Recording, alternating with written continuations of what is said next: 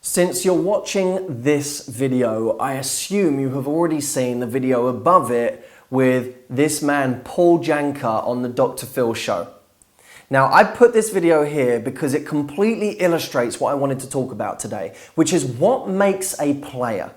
Why does a guy become a player? What drives him to do it? And can he ever change? Now, it's crucial to understand that in any part of our love lives, something that we must know is what drives guys at their core. Because a guy who wants a relationship is driven in a certain way, and a guy who wants to be a player is driven in a certain way. And by the way, it doesn't mean that they're meeting different needs. Both guys can be trying to meet the same needs, and I'll give you an example. The player type can be trying to meet needs for variety, validation, excitement. Variety because there's all these different women and he gets to try all different things. Excitement because he gets to get the excitement of, well, it's always new and it's always fresh and it's unpredictable and who knows what's going to happen tomorrow? Who knows who I'm going to bump into today? And validation because he keeps getting all these yeses from different people and he keeps affirming how attractive he is as a man. But take the guy who gets into a relationship. He's not necessarily any different. He could just get his variety from being in a relationship. I'm in a relationship right now. It's new, it's fresh, it's different, it's exciting. Who knows what's going to happen today, tomorrow? Yes, there's some stability and predictability, but there's also the unpredictability of how are we going to grow together? Where's this journey going to take us? What are we going to do next week? Where are we going to go on holiday? There's variety and excitement there too. And validation too, because, well, what could be more validating than someone you're deeply connected to telling you they love you, telling you that they want you, telling you they want to be with you long term? So those two guys can both be meeting the same needs, but they've found different ways to do it. And the moment where a player decides he wants a relationship is not the moment where all his needs change. Sometimes his needs shift in terms of their priority level. In other words, maybe his need for variety goes down and his need for stability goes up. His need for real connection goes up. But it's dangerous to think too much like that. And here's why. When he gets into a relationship, isn't it true that his need for variety can come back up over time? Sometimes if it becomes predictable, the need for variety gets stronger. So it's not that the old needs leave him.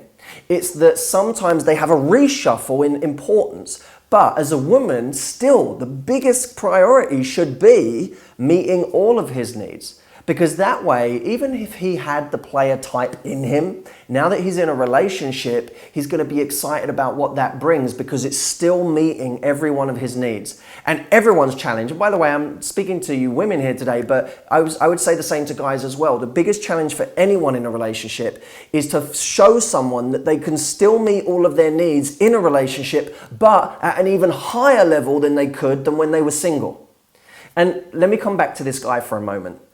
This guy, Paul Janka, I want you to picture this guy, Harvard educated, tall, dark and handsome, the world at his feet, amazing guy to be around, charming, and you may not think it from the video, maybe you've got some opinions because of the context, but let me tell you something, the guy has a magnetism around him. Now, this guy, he goes out and he plays around with all different women and he has this system and this way of doing it, and this drives him for a long time because it meets so many of his needs. But let me tell you something you don't know. There was a moment where this shifted for this guy. This guy is now in a long-term committed relationship with someone he's crazy about. So what happened there? What changed? How does the guy go from being that much of this player type to being the relationship type? Well, the truth is, he was never just one or the other. He just met his needs now in a relationship. And I interviewed him for over an hour on this. I sat him down, I tracked him down and I said, listen, Paul, I want to talk to you about this and I don't want you to be PC about it. I want you to give us the brutal truth about why you do these things and what shifted so that women can understand how to do this with other men or how to avoid certain men. And I talked to him and I said, you know, what was happening in the early days when you kept going through all these different women? He said they all made the same mistakes. Now, I'm sure that there were things he wanted to change about himself or things that did change about himself. But he said so many women were making the exact same mistake that led me to always think of them as people that I just wanted to play around with and not someone I wanted a relationship with. He said the woman that came along and changed that for me was the woman who came and added genuine value to my life. And you may want to write that down, underline it, because that is one of the most crucial components in getting a guy into a relationship is, am I adding value to his life? And by the way, in more ways than just sex. Am I adding value? So the big point, the big message I want to get across in this video is the key to men. If you want to know how to get the most out of them, how to lead them down the path you want them to go down, is to understand what drives them at a fundamental level. Because when you understand that, you'll know how to meet their needs, but you'll know how to meet their needs in the way that you want instead of the ways they're currently meeting them right now. Now, I said to you that on the 7th, i.e. this Thursday, there was going to be a big announcement, and there is. I'm very excited about it. Because let me tell you something, there are two types of people on this site. Two types of people ever follow me. The dabbler, the person that dips their toe in the water, watches the odd video, but never takes it any further. And the people who are here because they're serious about change. They've decided that, you know what, I want massive momentum in my love life. I want to do something extraordinary. I want all these results that you talk about. And they want to make a decision to do it. Now, the dabbler isn't always a dabbler by choice. For many of the people on my site, they're dabblers because I haven't been able to give them something that they can do from all over the world. So they can't come to London to spend the equivalent of $800-900 on a seminar with flights and hotel and everything. It's just not been possible for them. So they've wanted to be more than the dabbler, but they haven't been able to. Well, let me tell you, I have something coming out on the 7th that is going to allow you, wherever you are in the world, to join me on an experience that's going to change everything. Here's why. I'm releasing my first ever comprehensive online program for people who want to just get this area of their life handled. They want to make a decision, make it happen. They want to do it now. They don't want to wait. They don't want to wait for another event or something to come along. They want to do it right now. So if you're one of those people, you need to tune in on Thursday. If you're the dabbler and you want to stay the dabbler, that's absolutely fine. You are absolutely welcome to join me at any point in the future and keep coming back to the site. But my fear is that Thursday won't be for you because that's for those people who want to make a decision and take it to the next level.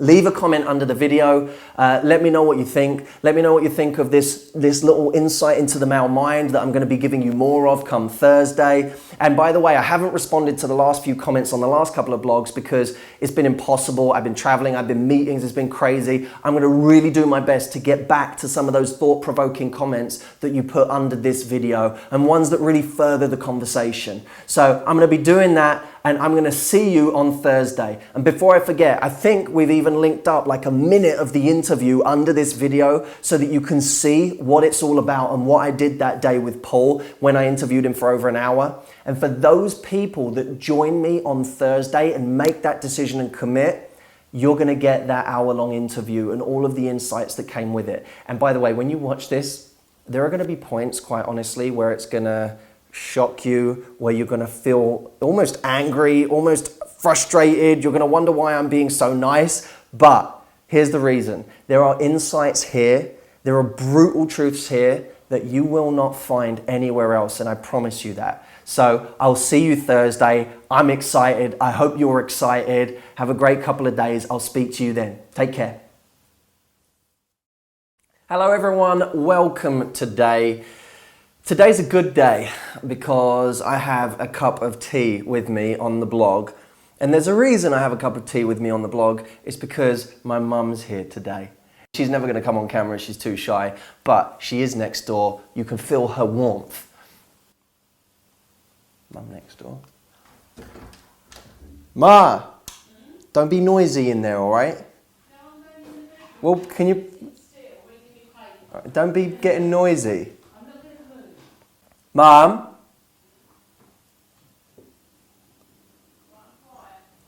Ma? You're already being noisy.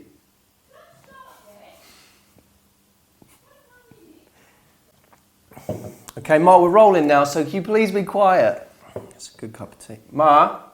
That's a lovely little cup of tea. That's a lovely cup, Ma. Ma, if I don't say so myself, that's one of the best cups of tea you've ever made.